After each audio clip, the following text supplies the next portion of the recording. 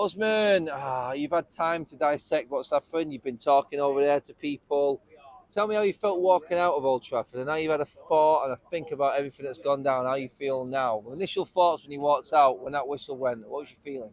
Yeah, no, obviously when I walked out, I mean, absolutely fuming with the performance, I've got to be honest. I just think, for me personally, minus Fred being Leeds' best player, the referee was a close second. I mean, at the end of the day, it's absolutely inexcusable. The two goals that we conceded, regardless of who's to blame, you've got to look at it as a collective. You concede in the first 2 minutes of the game. Literally within the first 2 minutes, no one's putting pressure on the ball. I mean, there's 3, 4 players around him, not one person closing him down. And then the second goal comes in the first 2, 3 minutes of the second half, where United need to put the pressure on them and obviously get that goal early in the second half to hopefully try and win the game. It was extremely apparent that Casemiro was not playing for the first 10, 15 minutes. I mean, Sabitzer and Fred, they didn't have a clue what they were doing, basically, in terms of who's picking up who. There was gaping holes in the middle of the park throughout the entirety of the first half. I mean, Sabitzer, to be fair to him, Fred didn't help him. I don't want to scapegoat Fred because it's not just his fault, but at the same time, he's a constant. I mean, McTominay plays with Fred, the ball's shocking. Fred plays with Pogba, the ball's shocking. I mean, regardless of who you put with Fred, for me, he's not good enough to play for Man United. But Fred aside, you got to look at the attack. I mean, I said it on the last fan cam. You can go and check it.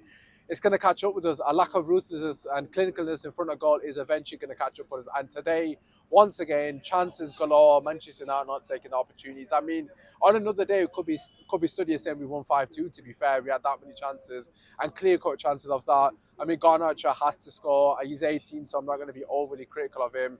However, I must say, I don't know if anyone else has said this, but I'm a bit disappointed with Ten Hag in that first half. And I know that's probably not going to be a popular thing to say, but I'm sorry, Rashford is our most informed player, and you've got him playing on the wrong side. I mean, you've got to play Rashford on the left wing. I'm sorry, it's inexcusable to have Rashford on the right wing. Everybody and their dog knows Rashford is extremely ineffective on the right wing. You saw again today in the first half, he practically didn't have any impact on the game. I know most of his impact came down the middle in the second half, but playing him on the right wing is practically pointless. And speaking of right wing, Diego Dalot, absolutely shambolic performance from Dalot.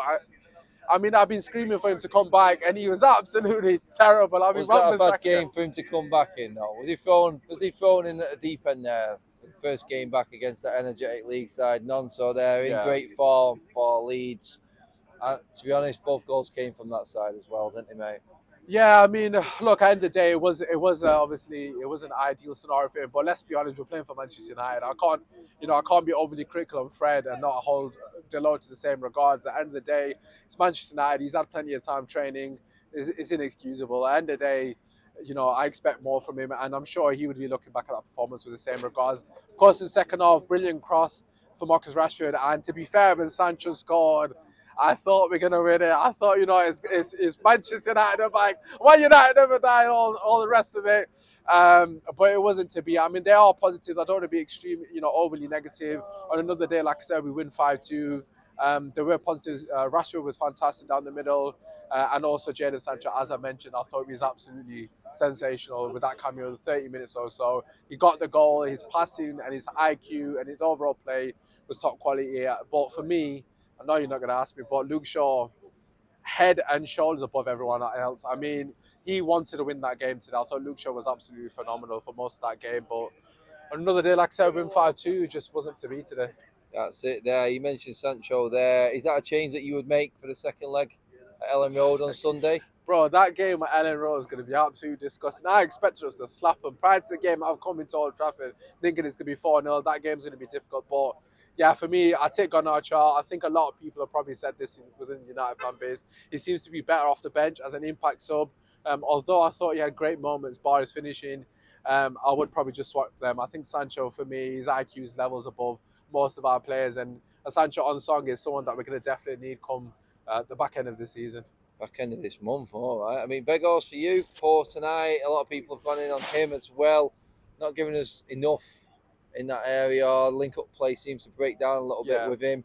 Would you change him at all? Would you play Rashford in the middle? Would you maybe try and mix it up front? I suppose that's the fair. But you know what? I'm going to say this, right? I said it on the last fan cam, that I wasn't happy with Weghorst. I wasn't even being critical of him, but all the comments on the fan club are getting on to me. So every single one of you now commenting, I want an apology on this one. But look, end of the day, I can't be too critical of a player that I expect to be a second string striker, and also, a player that's come from Burnley essentially.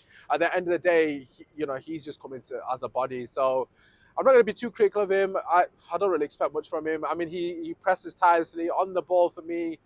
He's okay. I mean, some of his plays were okay. But look, we need Cavani. We needed a peak prime Cavani to lead that line. That's the kind of player we needed. Cavani probably wins us the game today because of his intelligence in the box to get away from his man. Weghorst, for me, doesn't tend to get away from his player often enough to actually cause problems. I mean, you can make a case that the quality in terms of delivery from the wide areas is not substantial enough.